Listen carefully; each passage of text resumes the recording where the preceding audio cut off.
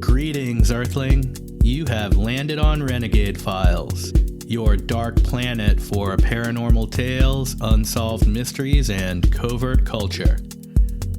I'm your host, Lex Gordon, sending this top-secret signal from the Jungle Villa outpost deep in the uncharted tropics.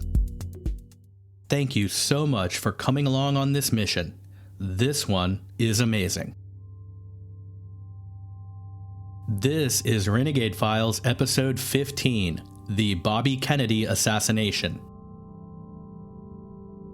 On June 5th, 1968, just 4.5 years after his brother, President John Kennedy, was shot and killed, U.S. Senator and presidential hopeful Bobby Kennedy addressed his supporters and the press at the Ambassador Hotel in Los Angeles, California. Kennedy had just won back-to-back victories in South Dakota and California on the campaign trail of primaries seeking the Democratic nomination for the upcoming presidential race. With minimal security, Bobby Kennedy left the podium and proceeded to exit the ballroom through a kitchen pantry when he was shot in the head and back multiple times. Bobby Kennedy died in the Good Samaritan Hospital 26 hours later. A Jordanian immigrant, Sirhan-Sirhan, angry over RFK's position on Palestine, was wrestled to the ground at the time of the shooting, a smoking gun in his hand, and the LAPD had an open and shut case. But did they? From the first moments after the shooting, evidence of Sirhan-Sirhan's connection with shady hypnosis programs and the bizarre letters found at his home, combined with the fact that he claimed to have no memory of either the shooting or writing those inflammatory letters, caused many to speculate that the assassin had acted under some kind of mind control. And this is not the only focus of the conspiracy theories to arise around the RFK killing.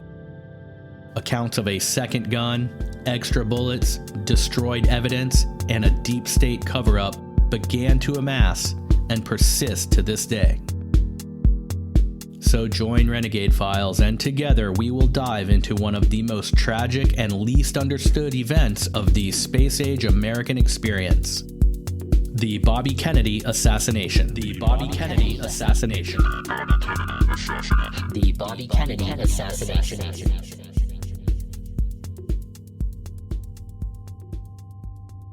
Prologue. Here are just a few notes on some terms and names in this episode. First, the specific location in the Ambassador Hotel where Bobby Kennedy was shot was a rectangular room between the hotel kitchens and the embassy ballroom where Senator Kennedy had just spoke. This room is called the pantry, the serving kitchen, or the kitchen hallway, depending on which news report, article, or hotel diagram you are consulting. In this episode, I try to stick to calling the room the pantry, since that seems to be the most common term for that space. The room looks to be 12 to 15 feet wide and about 30 to 40 feet long. It has an ice machine on one wall and a steam table on the other, and the room was used to stage food before delivery into the ballroom. Secondly, as we go through this case, I will most often refer to then Senator Robert Kennedy as Bobby Kennedy, or just Bobby, since that was the name he was known by in the press at the time. It also helps us mentally distinguish Bobby Kennedy from his brother, President John Kennedy, whose name and assassination is interwoven with both the political times we are dealing with and the assassination of Bobby Kennedy himself. Which brings me to one last note on this subject. The killing of Bobby's older brother, JFK, is fraught with suspicious circumstances, wild conclusion-selective leaps of the imagination, and clear evidence that positively refutes the conclusion of the Warren Commission that Lee Harvey Oswald acted alone to shoot President John Kennedy. We will do a multiple-part Renegade Files series released consecutively to investigate the JFK assassination. But the simple fact is that the only people who believe that Oswald killed JFK by himself, or even at all, base their conclusion purely on what the mainstream media has told them over the years.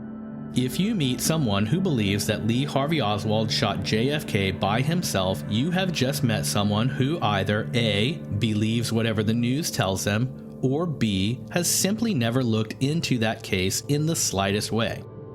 If the JFK assassination is anything, it is a relative victory of state-run propaganda that has been somewhat successful at convincing at least a percentage of the population that Oswald acted alone to kill the president. However, what is even more shocking is that the assassination of his younger brother, Robert Kennedy, just a few short years later, although riddled with nearly as many suspicious facts and conflicting testimonies, goes largely ignored by the general public, and, when considered at all, is a media story usually taken at face value. Ask the average person on the street, did Oswald shoot Kennedy alone? Probably not. Ask the same person who killed Bobby Kennedy. Oh yeah, Sirhan-Sirhan in the Ambassador Hotel. It's odd. It's sad how quickly people give up. This case is one of the least analyzed and yet most critical assassinations in American history. In this episode of Renegade Files, we will look into three main aspects of the Bobby Kennedy shooting. First, we will learn who Bobby Kennedy was, his history of confronting powerful criminals, and the idealism and political positions that made him both a hero to the common man and an enemy of the deep state. Second, we explore the facts of what happened that night at the Ambassador Hotel. We'll go over the timeline of events, positions of key players, and the official evidence given by the LA Police Department and echoed by the media at the time. Third, we will dive into the problems with the official narrative and the resulting conspiracy theories to make some sense out of the physical reality of the crime scene. Finally, I'll give you my summary and conclusions about this watershed moment in American history. Part 1. Bobby Kennedy. The third of four sons born to Joe and Rose Kennedy, Bobby Kennedy attended Harvard, got a law degree from the University of Virginia, ran his brother John's campaign, which put him in the White House, and was then appointed as Attorney General to the JFK presidency. From this position, he launched a crackdown on organized crime, while his brother moved through legal channels to disband the powerful CIA, scatter it to the wind, as he is quoted as saying. According to Bobby Baker, the Senate Majority Secretary and a protege of Lyndon Johnson, President-elect Kennedy did not want to name his brother Bobby Attorney General, but their father overruled him. At the behest of Vice President-elect Johnson, Baker persuaded the influential Southern Senator Richard Russell to allow a voice vote to confirm the president's brother in January 1961, as Johnson knew Bobby Kennedy would have been lucky to get the support needed in a roll call vote. Bobby Kennedy immediately made a personal crusade to arrest and convict Teamster leader Jimmy Hoffa, and their on-screen arguments and barbs in the trial became the soap opera of the day. Hoffa was convicted on bribery and fraud charges and received a 13-year sentence. He was released by President Nixon in 1971, disappeared in 1975, and is widely assumed to have been murdered by the mafia for a long list of transgressions. Amid his crackdown on organized crime, Bobby was also at constant odds with FBI Director J. Edgar Hoover. Bobby used his direct connection to his president brother to assert leverage over Hoover and shift his focus away from the communist threat toward organized crime, which was a position and tactic that Hoover was vocally opposed to but obliged to comply with. During Bobby's tenure as Attorney General, arrests of organized crime figures rose 800% above those of his predecessor. Bobby Kennedy was also in large part in charge of the events that culminated in the disastrous Bay of Pigs incident, which stranded American-trained guerrillas on a beach in Cuba in a failed attempt to oust Castro from power.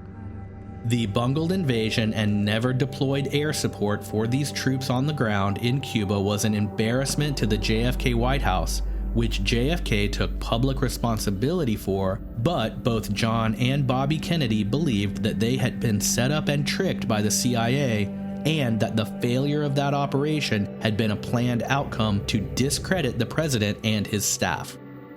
In addition to this fiasco, Bobby Kennedy was the acting attorney general for the firing of Allen Dulles, the forced resignation of CIA officer General Charles Cabell, and the firing of CIA agent Richard Bissell, all orchestrated by his brother, and each of them, as Colonel Fletcher Prouty called them, sacred cows in intel since World War II.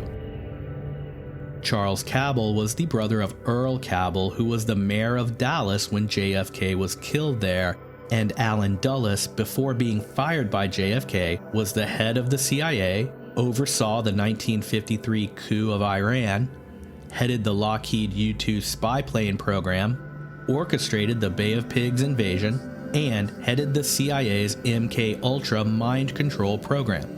He was later appointed to the Warren Commission to investigate the assassination of JFK. As I said, we'll do a 4 or 5 part Renegade Files series on the JFK assassination, and I'll release those episodes consecutively so you can look forward to that. So J. Edgar Hoover, Jimmy Hoffa, hundreds of arrested mafia members, Allen Dulles, Charles Cabell, Richard Bissell. That's a pretty serious list of enemies, and these are just some of the enemies Bobby Kennedy trailed in his wake. After JFK's assassination and the subsequent LBJ presidency and following election, Bobby Kennedy chose to not run as LBJ's running mate and instead retreated to the Senate, where he narrowly won a seat for New York in 1964. When LBJ withdrew from the 1968 presidential race, Bobby made the decision to run for that office. He ran on a ticket of civil rights for African Americans, a continued cleanup of organized crime, and the total withdrawal of U.S. armed forces from Vietnam, a continuation of a policy to which his brother had also been committed. Part 2. Timeline, key players, and the official story. On the campaign trail in the summer of 1968, Senator Bobby Kennedy was among the favorites seeking the Democratic nomination for a presidential candidate. His consecutive victories in South Dakota and California gave this hopeful considerable momentum as he prepared to move next into Chicago for the Democratic National Convention. A victory there would mean his nomination, and his national name recognition, charisma, and track record of being a champion of the people would make his bid for the presidency a serious one. Bobby Kennedy's last public words would be his iconic victory speech in the Embassy Ballroom at the Ambassador Hotel. The country wants to move in a different direction. We want to deal with our own problems within our own country, and we want peace in Vietnam.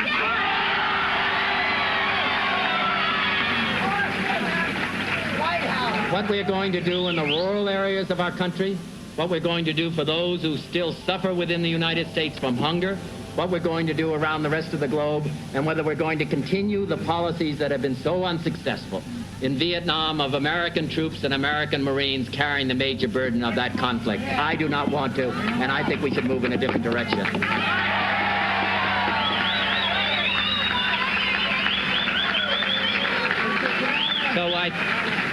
So I thank all of you who made this possible this evening, all of the effort that you made, and all of the people whose names I haven't mentioned, but who did all of the work at the precinct level, who got out the vote, who did all of the effort, brought forth all of the effort that's required. I was a campaign manager 8 years ago. I know what a difference that kind of an effort and that kind of commitment makes. So I thank all of you, those of you who are here.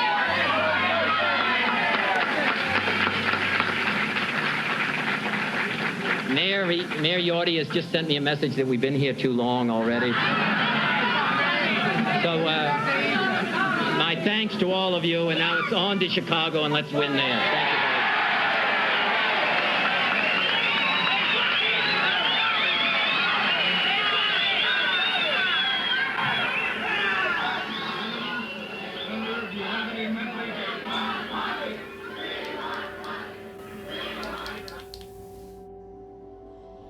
But that was not to be.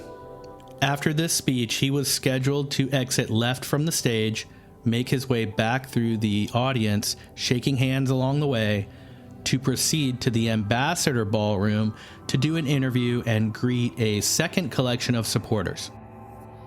However, like the much dissected parade route change at the last minute of the JFK motorcade, Bobby Kennedy's departure directions from the Embassy Ballroom stage were altered in mid-speech by his campaign manager Fred Dutton, who decided that Bobby would put off the Ambassador Ballroom crowd for a bit longer in order to greet a team of reporters waiting in the Colonial Room on the far side of the hotel kitchens. In the show notes, I'll put a link to a diagram of these areas of the Ambassador Hotel so you can see the rooms I'm mentioning. Be sure to check it out because when you look at the layout, you can see just how much of a maze of corridors, rooms, hallways, and divided areas there are. There are also so many places for someone to hide, access one room, and exit into another hallway, restaurant, ballroom, or nightclub. Because of this maze of rooms, the entire Ambassador Hotel seems like a really difficult location to provide protection for a public figure. So as we know, Bobby's original plans to exit the Embassy Ballroom en route to the Ambassador Ballroom were altered. At the conclusion of his speech, Hotel maitre d' Carl Euchre grabbed Bobby by the arm and led him through the swinging doors into the pantry area between the ballroom floor and the kitchens. According to Euchre, he was acting on orders given to him by campaign manager Dutton. Kennedy's security was led by ex-CIA agent William Barry and supplemented by former NFL player Rosie Greer. These two men were apparently not informed about the last-minute change in the route because at the end of Bobby's speech, they headed off to the left to clear a way through the crowd for Bobby's original route toward the second ballroom. This is remarkable because it is the first indication of a plot to kill Bobby Kennedy. So at one point, security officials William Barry and Rosie Greer realize Bobby is being taken off the stage in the opposite direction. So they regroup and attempt to catch up with their client. But the crowd following Kennedy makes this difficult. Bobby being led into a narrow room, his security agents separated from him, and the initial confusion unfolding. The uncontrolled scene beginning to take shape. This long, narrow room had 4 entry exits, multiple blind spots caused by the various doorways and equipment, and was packed with 77 people when you include Bobby. 2 kitchen workers were standing back to make a route for Bobby to pass through. On his way, he stopped to shake hands with one of them, busboy Juan Romero. At this point, gunshots rang out and pandemonium erupted as Sirhan-Sirhan brandished a .22 pistol and fired it repeatedly. 5 other people are hit with bullets and Bobby is shot in the back and in the head and falls to the floor, but he is still alive and conscious. He asks busboy Juan Romero, who is still holding his hand from shaking it, "Is everyone all right?" Romero instinctively says, "Yes, everyone is all right." Then Bobby says, "Everything is going to be all right," and falls unconscious. In the meantime, Sirhan-Sirhan is wrestled to the ground by security and LAPD, including Rosie Greer, and there is audio of the scene as they try to get the gun from Sirhan's gripping hand, where he continues to fire it, although it is out of bullets and just clicks. Bobby is taken first to the Central Receiving Hospital 1 mile away, then to the Good Samaritan Hospital for surgery to remove the bullets and attempt to remedy his injuries. He has a bullet wound at the back of his head behind his right ear, and that bullet fragmented and went into his brain. And 2 other wounds under his right arm toward the back, where one bullet exited through his chest and the second lodged in his spine. He survived the surgeries to remove the bullets but died sometime later. At 2 a.m. on June 6, 1968, it was announced that Bobby Kennedy was dead. At the same time, Sirhan-Sirhan was formally charged. Sirhan-Sirhan was a 24-year-old Palestinian Orthodox Catholic. At the time of his arrest, he had a slip of paper in his pocket that indicated his reason for the shooting as Bobby Kennedy's support for Israel and violence against the Palestinians. Kennedy was shot 3 times, and 5 other people in the pantry were also hit. Witnesses say that Sirhan-Sirhan was flailing his pistol-holding arm and firing wildly into the crowd from between 3 and 6 feet away from Bobby and in front of him.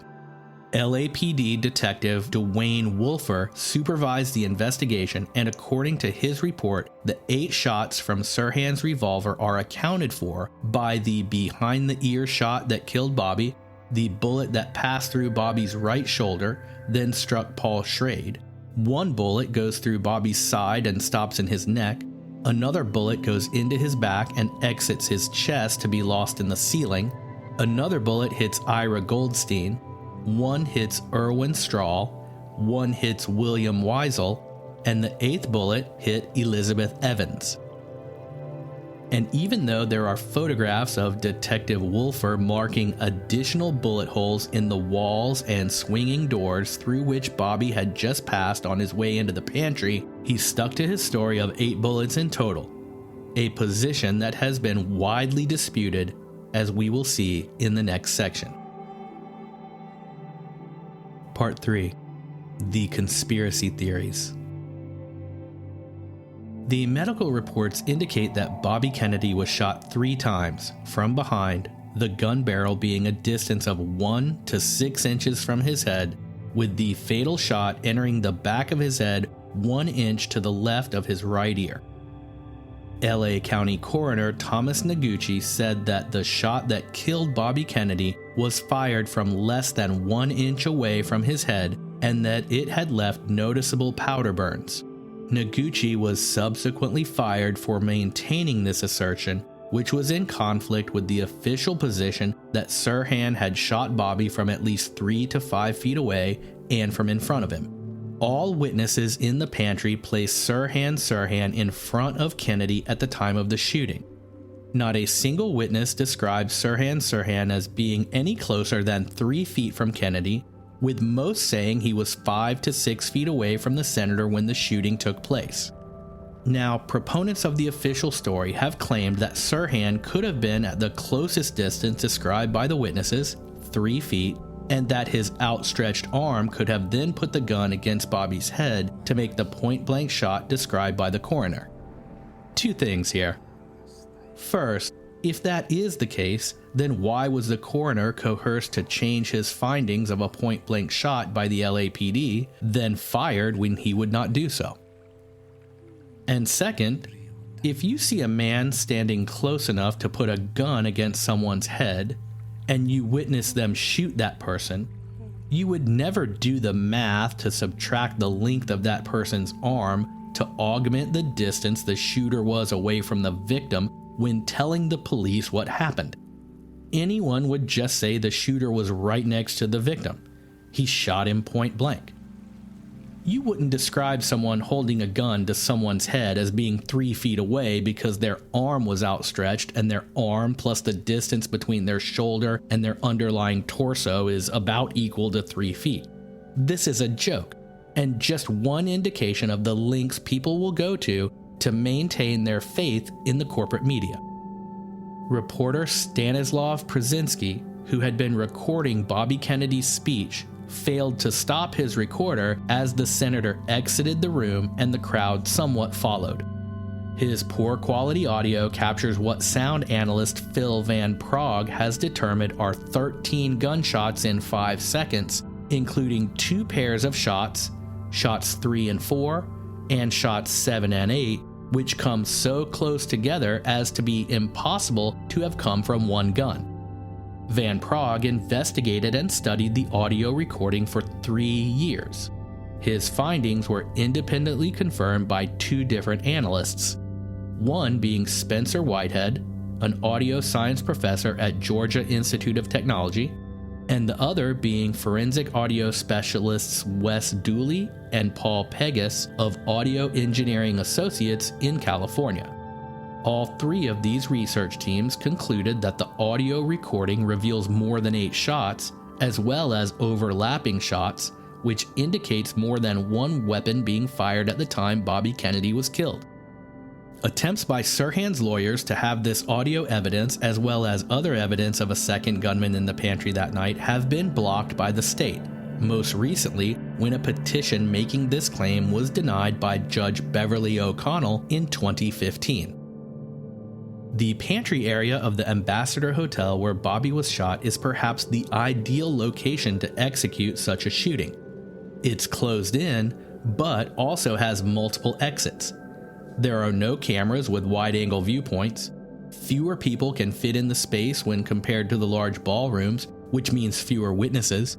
And the exits, essentially 2 on each end with 1 being on each wall at the corners, lead to the kitchen and other corridors, which in turn lead to restaurants, clubs, ballrooms, and all of those have multiple passageways and exits as well. In 1987, it was discovered that the LAPD had destroyed multiple items of evidence regarding the case of Bobby Kennedy's shooting. The LAPD's own spokesperson lists these destroyed items as 1. Ceiling panels with bullet holes in them from the Ambassador Hotel pantry. 2. Thousands of photographs of the scene. 3. The lab reports of their tests on Sirhan's gun. 4. The center divider between the swinging doors into the pantry and a door jamb from those same doors, which led from the embassy ballroom through which Bobby had entered the small room and which were listed as containing bullet holes.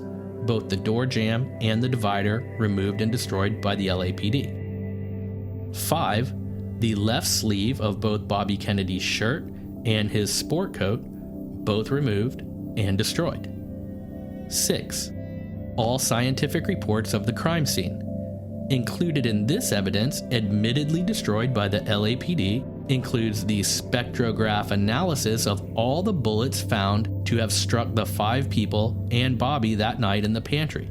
Spectrographic evidence identifies metal compositions of batches of bullets and, unlike rifling, is virtually impossible to tamper with. This destruction of evidence once again harkens back to the assassination of JFK. John Conley's suit and the blood-soaked limousine immediately scrubbed clean on orders from LBJ. The limo shipped to the Fisher Body Works plant in Detroit, where the bullet-riddled windshield was removed and thrown away on orders from the intelligence agents accompanying the car. And on and on and on. So once again, we see valuable evidence being destroyed, never to be analyzed or inspected again. Gone.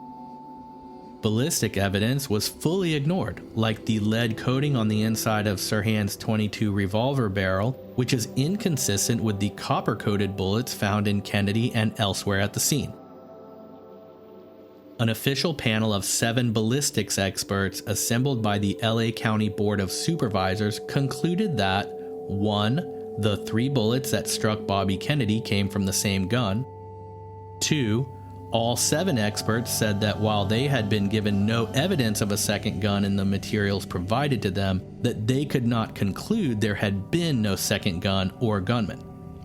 3. 5 of the 7 experts recommended further tests be conducted on the bullets, gun, and the crime scene. 4. Not one of the 7 experts would positively identify the 3 bullets known to have struck Bobby as coming from Sirhan's .22 revolver. 5. These experts concluded that there were significant variations among the ballistics markings on the bullets found. 6. All 7 experts were unable to determine the number of bullets found at the crime scene. And 7. None of them would rule out the possibility of a second gun and gunman.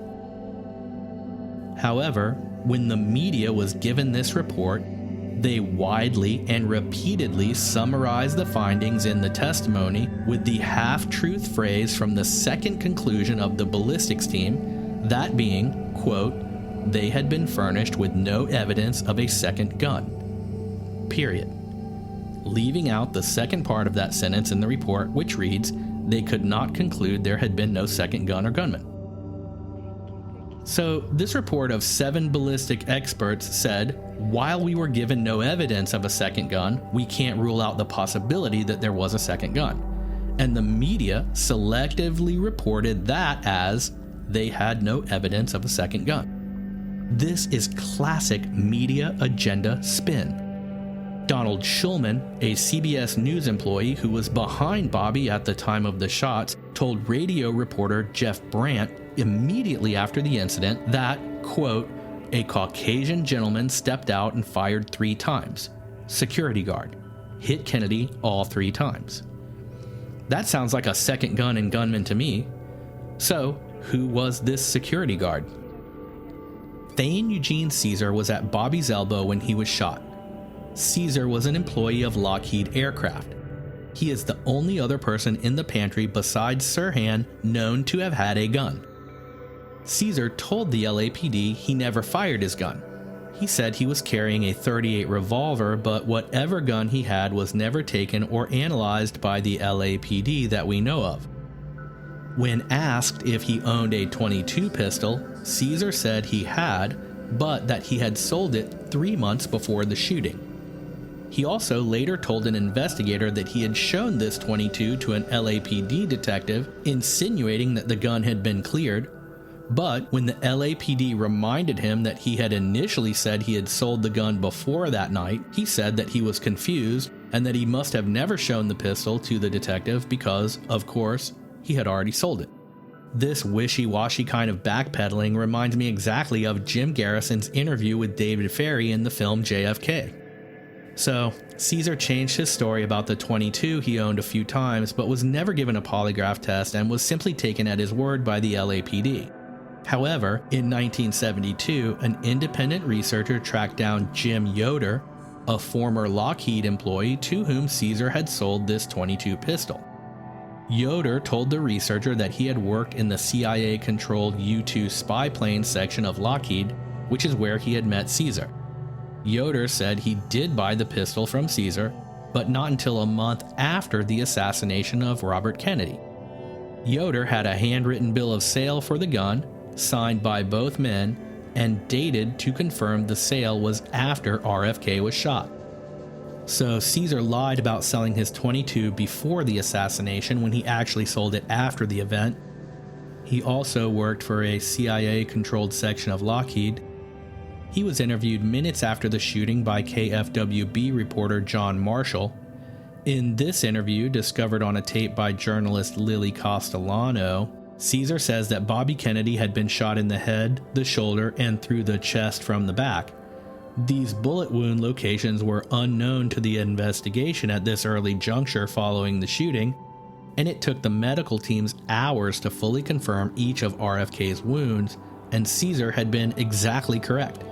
It seems like a stretch that Caesar could have known where Sirhan had hit Kennedy with exactly 3 of the 8 bullets he is said to have fired, and amid such a melee.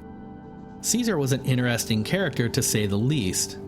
In addition to working for Lockheed at a division ran by the CIA, he was a strong supporter and campaigner for George Wallace. Caesar had associations with the American Nazi Party. He was a vocal racist, opposed publicly to integration, a key RFK policy. He was also vocally opposed to RFK's position on the war in Vietnam, and he believed that Bobby's brother JFK had, quote, sold the country down the river to the communists. So when we combine Caesar's hatred of virtually every policy from the JFK White House to the RFK campaign platforms, the fact that he had CIA connections, the CIA, remember, having been turned upside down by JFK and ruffled heavily by Bobby Kennedy's persecution of the mafia, with whom the CIA was known to have a working relationship, and the fact that LA County Coroner Thomas Noguchi said that the shot that killed Bobby Kennedy was fired from less than an inch away from his head, and that it had left noticeable powder burns on the back of his skull to the side of his ear, and that we know that Caesar had been close enough to Bobby at the time of the shooting to be holding his arm. In fact, in the photos we see of Bobby laying on the ground wounded, there is a clip-on necktie that was being worn by Caesar at the time, Bobby Kennedy having grabbed onto it and ripped it off as he fell. and that every single one of these 76 witnesses in the pantry that night said that Sirhan-Sirhan was always in front of Bobby and between 6 and 3 feet away, flailing his gun and shooting wildly, we begin to see a possible picture emerge. In this picture, Sirhan-Sirhan plays 2 roles. 1, the diversionary shots. Get the crowd looking the other way so the assassin can get the kill shot, point blank, no doubts. And 2, a built-in fall guy, the patsy. This is exactly the same modus operandi employed in the JFK shooting described by David Ferry according to Willie O'Keefe as retold in Jim Marr's book, Crossfire. One person fires from the back, this gets the Secret Service looking the other way, boom, get the kill shot. In both cases, the person blamed either said they didn't do it at all, in the case of Lee Harvey Oswald, or say that they don't remember doing it, in the case of Sirhan-Sirhan.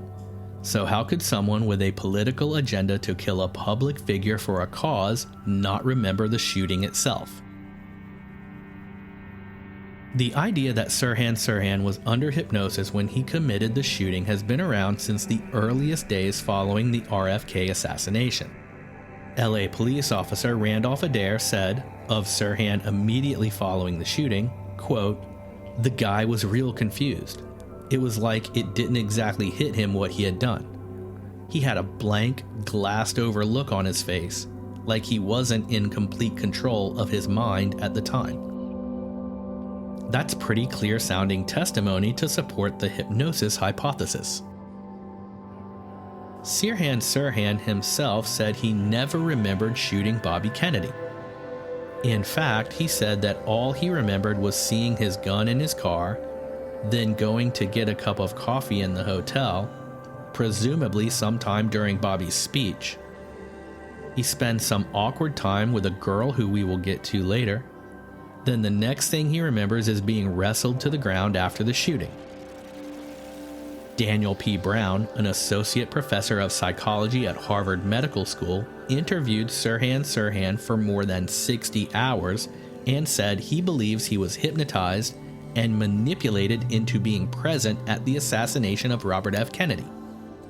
In a lengthy affidavit filed with Sirhan's appeal in 2011, Brown concluded that, quote, "Mr. Sirhan did not act under his own volition and knowledge at the time of the assassination and is not responsible for actions coerced and or carried out by others. He was," Brown said, "a true Manchurian candidate, hypno-programmed into carrying out a violent political act without knowing it." In a bizarre coincidence, the night before he was killed, Bobby Kennedy had dinner with John Frankenheimer, the director of the 1962 movie The Manchurian Candidate, about an American prisoner of war brainwashed and hypnotized into becoming an assassin. This is the source of the reference in Daniel Brown's statement and has become a catchphrase for any hypnotized or brainwashed assassin.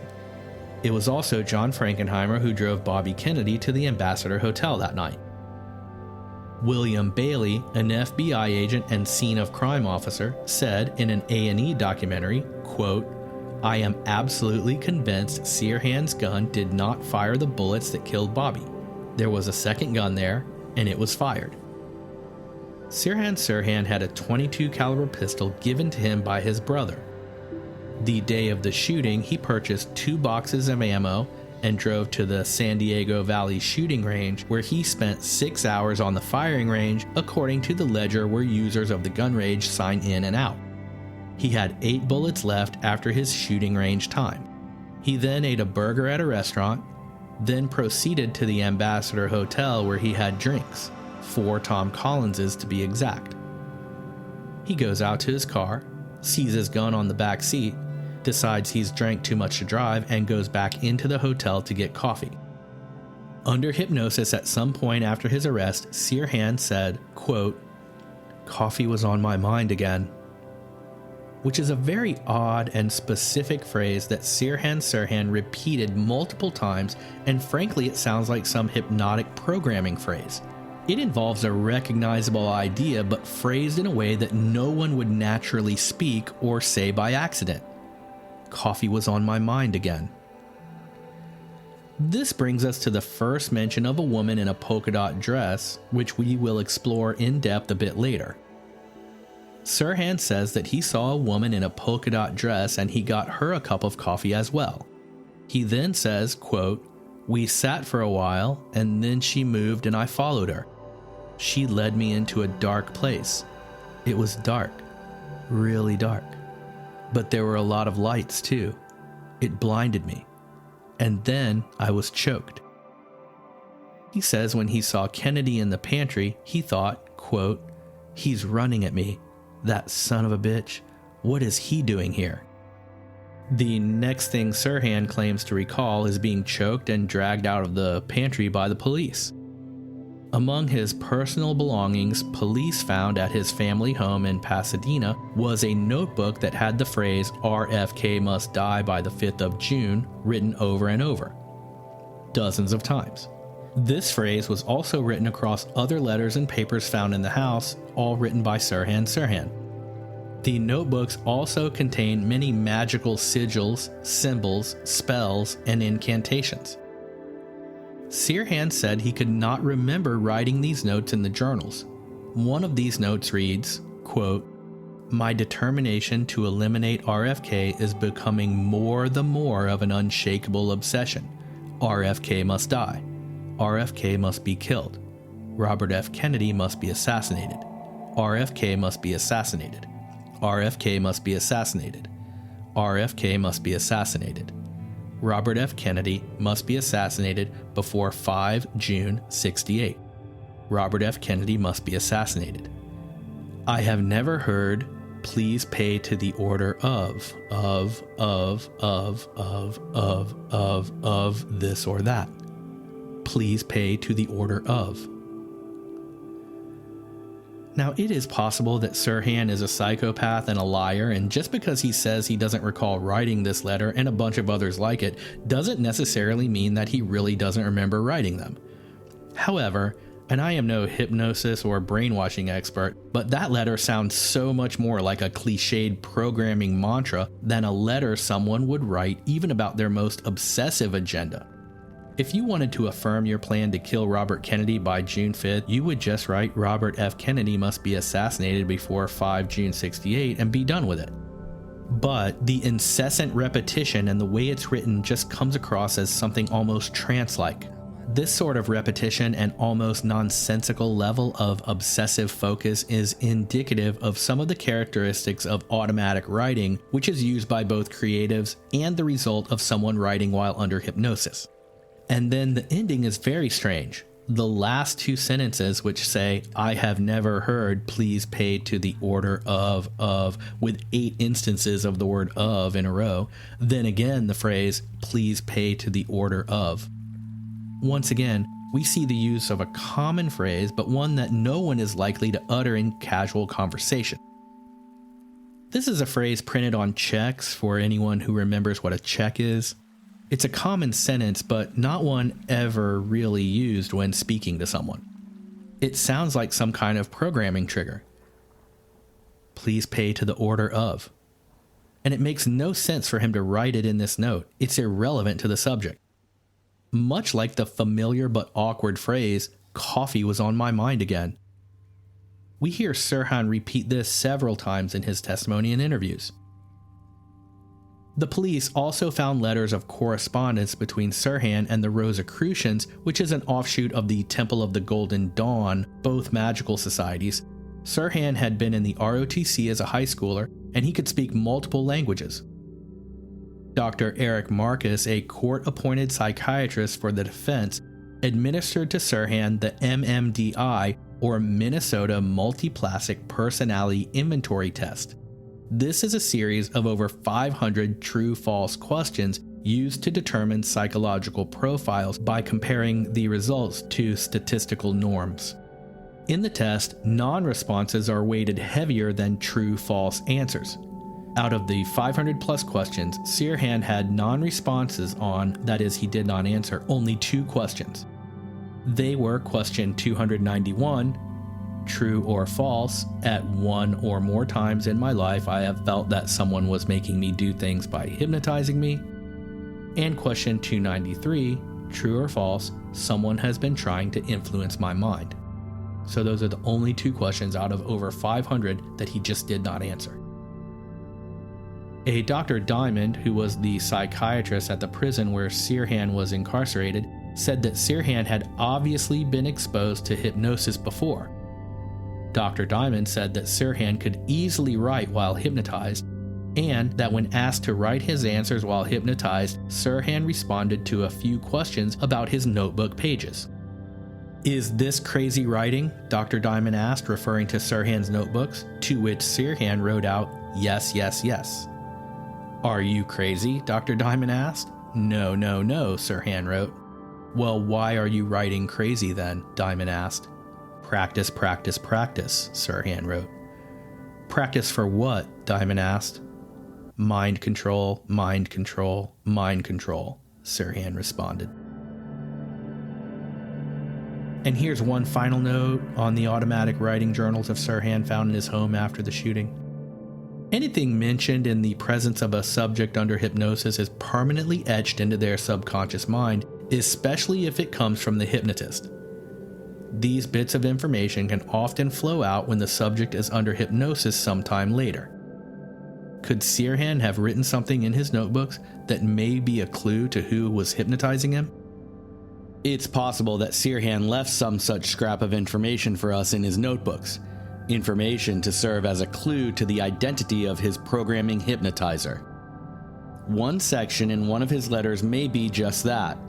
The written passage reads, "God help me, please help me, salvo D, D salvo," and that's D with a D-I. The reference apparently to Albert DeSalvo, the notorious Boston Strangler. That case had been solved through the use of hypnotism. The hypnotist had been Dr. William Joseph Bryan Jr. of Los Angeles. Bryan was known to obsessively mention his success with regard to cracking the Albert DeSalvo Boston Strangler case. Bryan had also bragged about working with and hypnotizing James Earl Ray, who was convicted of shooting Martin Luther King Jr., but whom the King family believed was innocent, as did a judge and jury in a wrongful death civil trial that found Lloyd Jowers guilty of conspiring with government agency members to kill MLK. Dr. Bryan had been a pilot, and in the Korean War, he had been used as a hypnotist for the Air Force as part of a program to help soldiers, if captured, resist interrogation or brainwashing. After the Korean War, Bryan went to work for the CIA in their mind control and behavior modification programs. He eventually set up an alternative medicine and hypnotherapy clinic on the Sunset Strip in Hollywood, just 15 minutes from Sirhan-Sirhan's home. Bryan was a member of the Old Roman Catholic Church, which was the same church for which David Ferrie, a prime suspect in the JFK assassination, had been a priest. Only hours after the RFK shooting and before Sirhan had been publicly identified, Bryan appeared on the LA radio show of Ray Bream and commented that the person who had shot RFK was probably acting under hypnotic suggestion. When asked about this comment in later interviews, Bryan would become angry, change the subject, and at least once walked out on an interview. Dr. William Bryan Jr. died in Las Vegas in 1977, and his offices and personal papers were immediately sealed by his probate lawyer, John Miner, who also blocked access to the press. Attorney John Miner had helped prosecute Sirhan-Sirhan as then Deputy DA. So that's a lot of conspiracy threads to reconcile, but the conclusion of it all is that Dr. Bryan was a famed hypnotist. He had connections to David Ferrie, who was implicated in the JFK assassination. Bryan worked as a hypnotist for the Navy to help soldiers resist mind control, and for the CIA to help them apply mind control. He had an office in Los Angeles just 15 minutes from where Sirhan-Sirhan lived in Pasadena. His most celebrated accomplishment had been using hypnosis to solve the case of the Boston Strangler, Albert DeSalvo. Bryan was known to constantly brag about this part of his career. He was also known to brag about having hypnotized James Earl Ray, who was convicted of killing MLK, but is the subject of a completely different conspiracy. The name DeSalvo was written in some of Sirhan-Sirhan's automatic writing pages found in his home after the assassination. It is common for hypnosis subjects to engage in automatic writing like the Sirhan examples, and often certain phrases and words that they have heard while under hypnosis will come out in later hypnotic automatic writing sessions.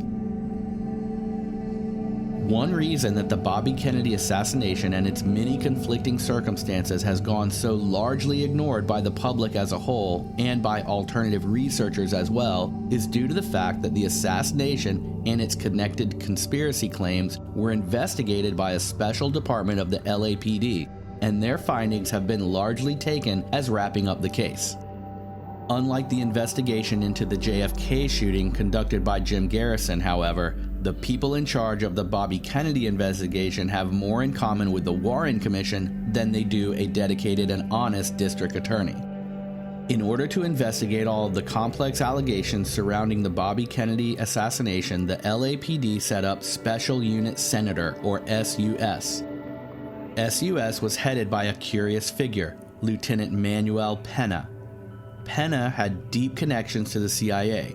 He had actually retired from the LAPD 6 months before the RFK shooting to go to work for the Agency of International Development, Office of the State Department. This agency was a creature of the CIA, organized to provide clandestine advisors for police and intelligence services in Southeast Asia and Latin America for the purposes of anti-communist operations. According to California Chief Deputy Attorney General Charles A. O'Brien, this program was designed to teach foreign allies the techniques of assassination. So that's another brainful, but basically, a longtime CIA operative retires from the LAPD, goes to work for a CIA program set up to teach foreign assets the techniques of assassination, then returns to the LAPD to be the lead investigator into the assassination of RFK, a man who was committed to breaking up the CIA and who, with his previously assassinated brother, had fired or forced resignation upon some of the CIA's top men. And as if this case doesn't already have enough complex connections to make a whole film noir detective series, enter the femme fatale. The woman in the polka dot dress. Sandy Serrano, a Robert Kennedy campaign volunteer, told NBC News reporter Sander Vanacore on live TV that moments after what she would learn had been the shooting, a man with a young woman in a polka dot dress passed her on a stairway in the Ambassador Hotel. The woman said, quote, "We shot him, we shot him." When Sandy Serrano asked whom they had shot, the woman said, "Senator Kennedy." Then she and the man proceeded to run down the last steps of the stairs and disappear into the LA night. Later, a bag which contained a white dress with black polka dots was found in a nearby alley by the LAPD, but they could never determine whose it was. This is an indication that the dress was some sort of trigger mechanism for Sirhan and that it had been shed after serving its purpose, but who could ever know for sure? Rather than being protected and interviewed on the record by the LAPD, Sandy Serrano, who had seen the woman in the polka dot dress, was, according to an A&E documentary, browbeaten by the investigating officers, and she never spoke of this encounter again. A witness named Vincent DePiro, who was in the pantry when Kennedy was shot, told the LAPD he had seen a girl in a white dress with dark polka dots who seemed to be holding Sirhan-Sirhan just before the shooting. According to Sirhan-Sirhan in later testimony, this woman pinched him on the shoulder, then spun him around to see people coming through the kitchen door. And then he said, quote, "Then I was back on the target range. A flashback to the shooting range. I didn't know that I had a gun." Another witness claimed to have seen Sirhan-Sirhan that same day, but before the Bobby Kennedy assassination, at a firing range with a woman in a polka dot dress and another man, and that Sirhan-Sirhan was firing a handgun so wildly that this witness felt uncomfortable and left the shooting range. It was only after seeing photos of Sirhan-Sirhan after Bobby was shot that they recognized him as the man they had seen at the range with the woman. In 2012, Nina Hughes claimed that she had told the LAPD that there had been a second shooter in the Ambassador Hotel that night, but that her testimony had been altered. She specifically indicated 15 instances in the official report where her statements had been changed regarding the numbers of shots fired and the numbers of gunmen present. Once again, this kind of altered testimony reminds us of similar claims made by witnesses after the release of the Warren Commission report. My summary. When I first decided to make the RFK assassination the subject of episode 15, I thought it would be easy. I thought I knew most of the circumstances surrounding the events, but in reality, I'd never dug very deeply into this case. I knew there was speculation of Sirhan-Sirhan as a Manchurian candidate type character. I knew RFK had enemies in the CIA and the Mafia and the proponents of war in Vietnam. And I thought, like many people, that his assassination was very likely conducted for some of the same reasons as his brothers. Like-minded Cold Warriors didn't want JFK 2.0 in the White House, so when it became clear that Bobby would get the DNC nomination to run, that was it. He was gone. And all of that may be true, but when I started down the path of the deep research into this case, I realized as it unfolded that this is an unsolved mystery with almost as many ins, outs, and facets as the JFK shooting, and maybe even more. Doing alternative research is a special kind of activity because it requires you to spend hours searching, reading, watching, and listening to evidence in order to arrive at conclusions based on a wide variety of connections, events, and documentation. Many times, this evidence has been gathered and presented by mainstream sources, and those sources always have some position to present or protect. Doing this level of research and reporting takes time that I am happy to spend because I love doing it and I enjoy sharing it with you for free and without ads, because ads drive me crazy when I'm trying to listen to a podcast. You can help me keep doing research and delivering these fun, ad-free episodes to you by visiting our Patreon page in the show notes and becoming an RFA agent. You get tons of extra content, and Renegade Files gets to stay independent so you can always have it to listen to. It's free to visit the Patreon page, and there's even some free content there as well, so check it out and I'll see you in there. In the future, I'll do an episode for you on the hallmarks of a deep state event and the methods and goals of propaganda. Once you know those methods and components, recognizing their footprints becomes second nature, and you can quickly see through much of the disinformation that is paraded out as news for the masses. We live in a time when access to information is unprecedented, but gathering objective data in the face of increasingly censored multimedia channels grows to be more of a challenge every day. However, in the times of JFK and RFK, the information people had access to was far more controlled, far more centralized. The irony is that at that time, media information was also viewed as being far more objective and unbiased than it is today. Maybe it was.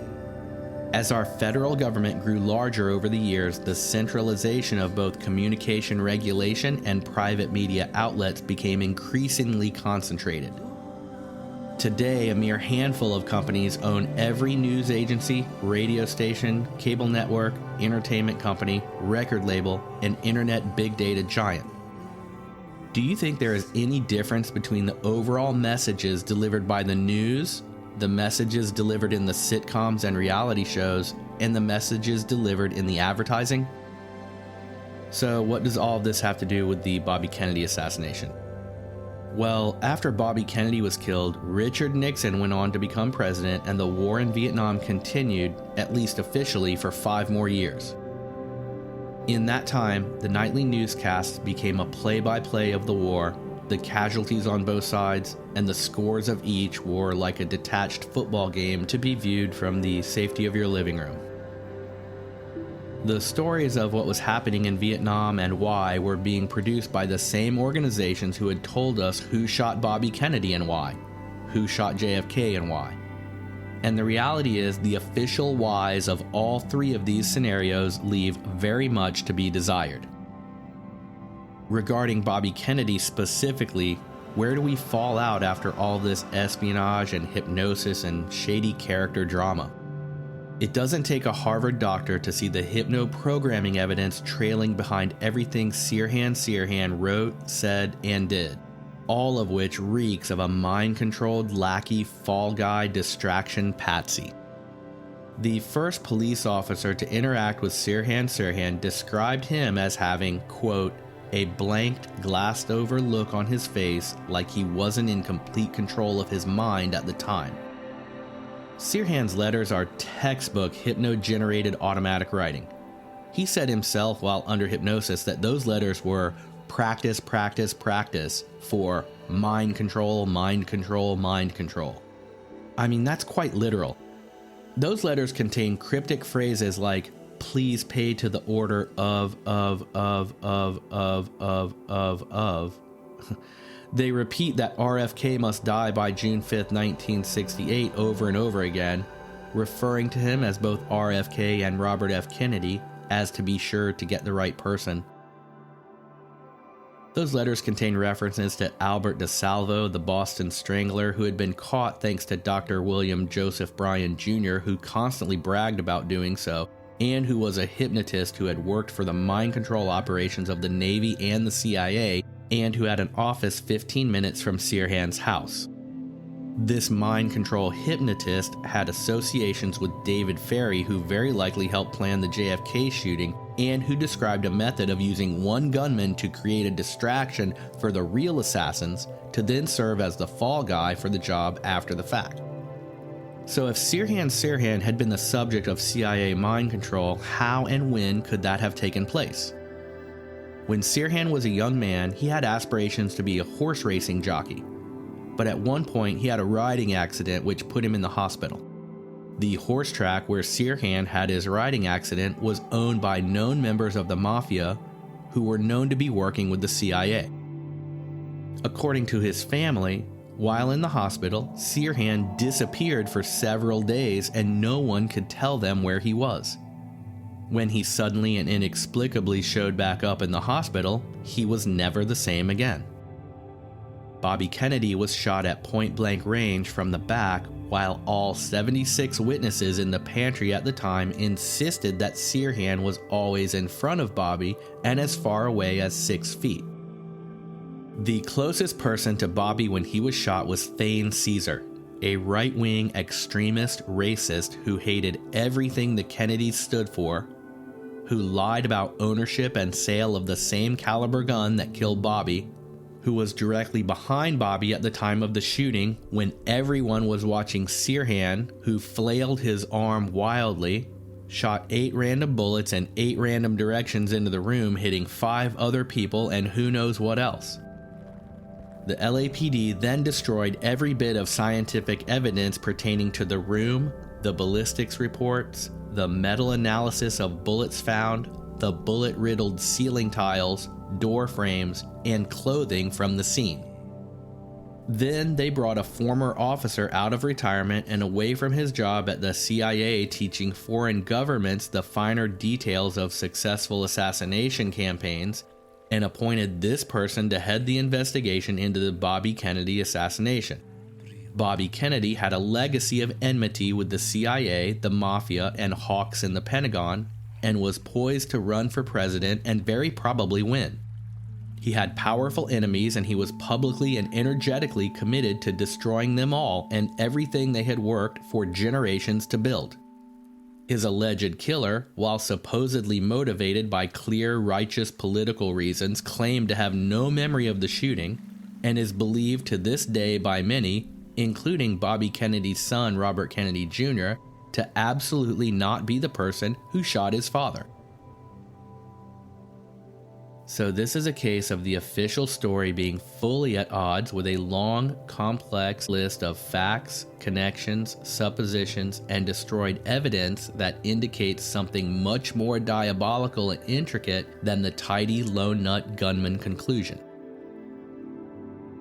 Sirhan-Sirhan is still in prison, with his death sentence having been rescinded when California did away with the death penalty. His numerous parole applications have been denied, most recently in January 22 by Governor Gavin Newsom. Sirhan-Sirhan will likely live out his life in prison. Looking at him now, he is a far-aged shadow of the young, frail, haunted man we see staring into the camera as he is carried away by policemen after the shooting of RFK. He gazes into the bright flash photograph as if he isn't even sure what a camera is. He looks like someone who was raised by wolves and was just now brought into civilization for the first time. He swears he doesn't remember shooting anyone. He says he didn't even know he had a gun. He says he saw a woman in a polka dot dress and that she was beautiful. So beautiful. He says, "She led me into a dark place. It was dark. Really dark." He says, "Coffee was on my mind again. Coffee was on my mind again."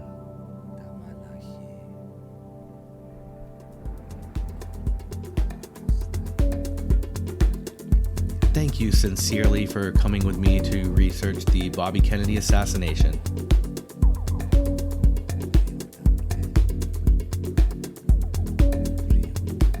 Subscribe or follow the show now so together we can meet here every 10 days and explore a new unsolved mystery, paranormal event, or covert conspiracy. I'm thrilled to have you in the Renegade Files crew. I'm your host, Lex Gordon. Stay wild, warrior child.